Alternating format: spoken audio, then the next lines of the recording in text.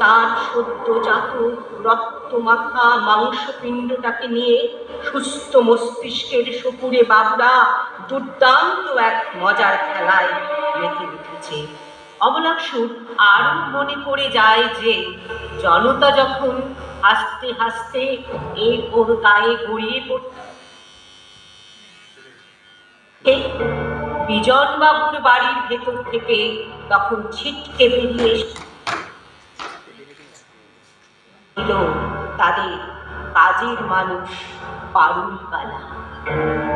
বারান্দায়